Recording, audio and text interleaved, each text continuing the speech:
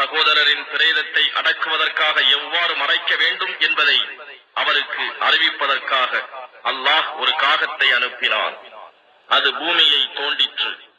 இதை பார்த்த அவர், அந்தோ நான் இந்த காகத்தை போல் கூட இல்லாது ஆகிவிட்டேனே, அப்படி இருந்திருந்தால் என் சகோதரனுடைய பிரேதத்தை நான் மறைத்திருப்பேனே என்று கூறி கை செய்தப்படக்கூடியவராகிவிட்டார்.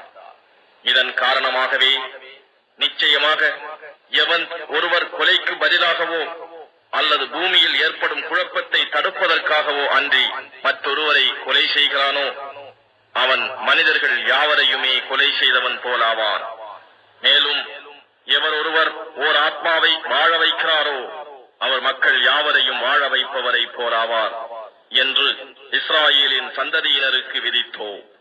மேலும் நிச்சயமாக நம் தூதர்கள் அவர்களிடம் தெளிவான அத்தாட்சிகளை கொண்டு வந்தார்கள்.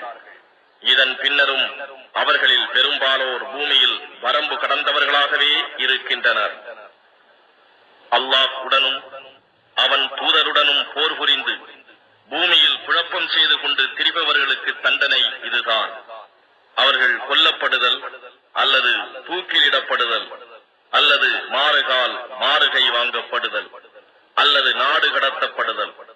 இது அவர்களுக்கு இவ்வுலகில் ஏற்படும் இழிவாகும். மறுமையில் அவர்களுக்கு மிக கடுமையான வேதனையும் உண்டு. அவர்கள் உங்கள் அதிகாரத்திற்கு உட்படும் முன் அவர்களில் எவர் பச்சாதாபப்பட்டு பாவ மன்னிப்பை தேடிக் கொள்கிறார்களோ அவர்களை தவிர, அவ்வாறு அவர்கள் பச்சாதாபப்படும் போது நிச்சயமாக அல்லாஹ் அவர்களை மிகவும் மன்னிப்பவனாகவும் மிக்க கருணை உடையவனாகவும் இருக்கின்றான் என்பதை நீங்கள் அறிந்து கொள்ளுங்கள். மூமீன்களே, அல்லாஹ்வை அஞ்சிக் கொள்ளுங்கள். அவன்பால் நெருங்குவதற்கு உரிய வழியை தேடிக் கொள்ளுங்கள். அவனுடைய பாதையில் தியாகங்கள் செய்ய பெருமுயற்சி எடுத்துக் கொள்ளுங்கள். அப்பொழுது நீங்கள் வெற்றி பெறலாம்.